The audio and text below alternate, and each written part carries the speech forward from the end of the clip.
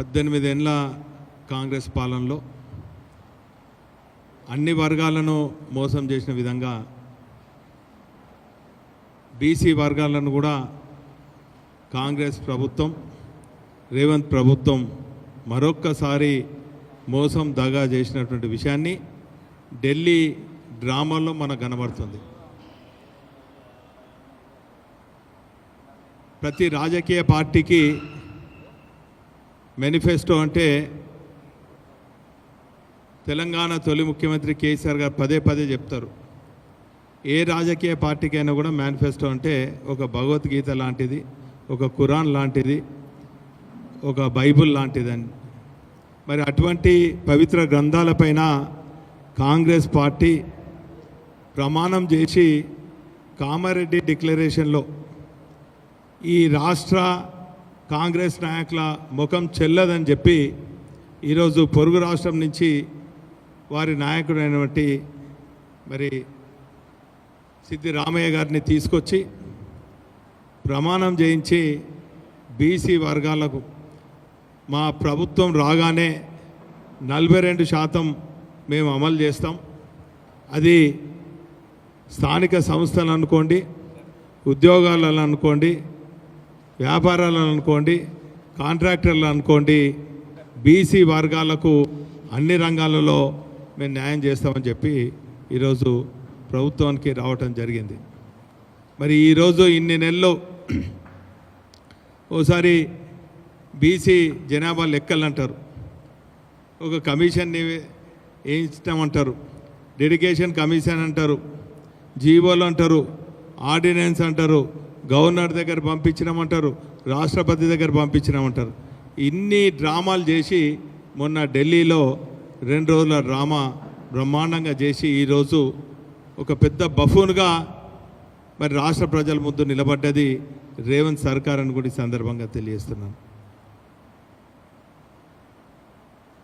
సరే, రాజ్యాంగపరంగా బీసీ 42% ఇస్తా అని చెప్పి అనేక ప్రయత్నాలు చేసినాం.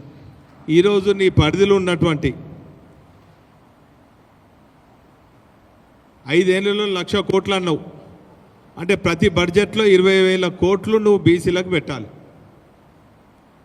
పెట్టినవా? మొదటి సంవత్సరంలో పెట్టింది ఎంత? 7,000. రెండో సంవత్సరంలో 10,000, 12,000 పెట్టిండు. అంటే 2 సంవత్సరాలు కలిపి కూడా 20,000 కోట్లు ఈరోజు బీసీలకు అభ్యున్నతికి పెట్టలే అంటే నీకు నిజంగా చిత్తశుద్ధి లేదు, నీకే కాదు నీ పార్టీకి కూడా లేదని చెప్పి బీసీ వర్గాలు నమ్ముతున్నది. ఈరోజు ఇదే కాదు, నీ చేతిలో ఉన్నటువంటి పని కాంట్రాక్టులు అన్నావు. 1,000 కోట్ల కాంట్రాక్టులు శ్రీనివాస్ రెడ్డి గారు మంత్రి చేపట్టినటువంటి ఆ కంపెనీకి ఇచ్చినావు, మేఘా కృష్ణారెడ్డికి ఇచ్చినావు, అనేక మంది అగ్రవర్ణాలు చేపట్టినటువంటి కాంట్రాక్టులకు వాళ్ళకి ఇచ్చినావు తప్ప ఒక్క బీసీ కాంట్రాక్టర్కైనా కూడా మీ ప్రభుత్వంలో ఉన్నటువంటి ప్రభుత్వ రంగంలో ఉన్నటువంటి ఒక కాంట్రాక్ట్ అయినా చెందే విధంగా వాళ్ళకు టెక్నికల్గా ఏమైనా ఉపయోగపడ్డావా? నువ్వు ఉపయోగపడ్డావా? నీ ప్రభుత్వం ఉపయోగపడ్డదా? నీ పార్టీ ఉపయోగపడ్డదా? ఇన్ని రకాలుగా మోసం చేస్తూ చివరికి అంబేద్కర్ గారి ఆలోచనతోని తెలంగాణ రాష్ట్రం ఏర్పడిన తర్వాత తెలంగాణ తొలి ముఖ్యమంత్రి కేసీఆర్ గారు బీసీ వర్గాలకు, బీసీ కుల వృత్తులకు చేపట్టినటువంటి అనేక సంక్షేమ కార్యక్రమాలన్నీ కూడా రద్దు చేసినావు. బీసీ బంధు రద్దు చేసినావు, మా గొల్ల కుర్మలకు గొర్రెల పంపిణీ రద్దు చేసినావు, మత్స్యకారులకు చేపల పంపిణీ రద్దు చేసినావు. రకరకాలుగా మా బీసీ వర్గాల కుల వృత్తులను కూడా రద్దు చేసి మరొక్కసారి ఈ వర్గాలు కుల వృత్తులపైన ఆధారపడే వ్యాపారాలన్నీ కూడా మల్టీనేషనల్ కంపెనీలకు మీ అగ్రవర్ణాలకే ఇచ్చే విధంగా చేసిన తప్ప బీసీ వర్గాలకు ఎక్కడ కూడా నువ్వు న్యాయం చేయలేని కూడా ఈ సందర్భంగా తెలియజేస్తున్నా.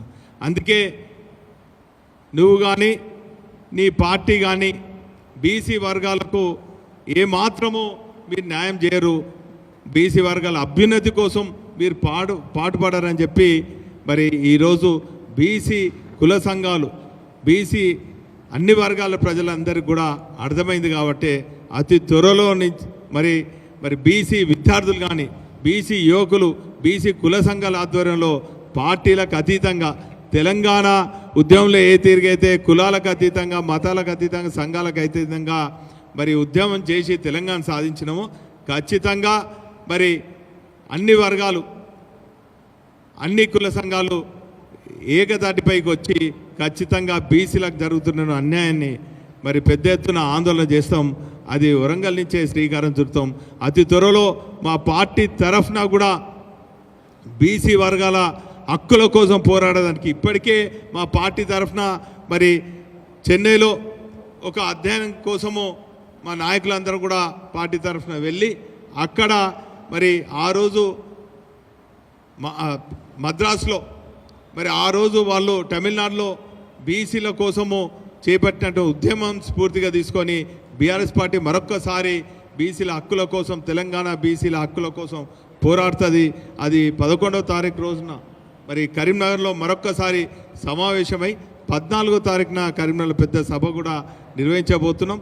మరి వరంగల్ జిల్లా కేంద్రంగా కూడా అనేక కుల సంఘాలే కాకుండా మరి ఉద్యమాలకు కేంద్ర బిందువు అయినటువంటి కాకతీయ యూనివర్సిటీ నుంచి కూడా మా బీసీ విద్యార్థులు అతి త్వరలో మేధావులతో కూడా సదస్సులు నిర్వహించి పెద్ద ఎత్తున మరి ఇక్కడి నుంచి ఢిల్లీ దాకా ఉద్యమం తీసుకుపోయి 9th షెడ్యూల్లో ఏర్పాటు చేసుకొని రాజ్యాంగ పరంగా బీసీలకు రావాల్సినటువంటి అన్ని రంగాలలో వాటా సాధిస్తామన్నటువంటి విషయాన్ని కూడా ఈ సందర్భంగా తెలియజేసుకుంటూ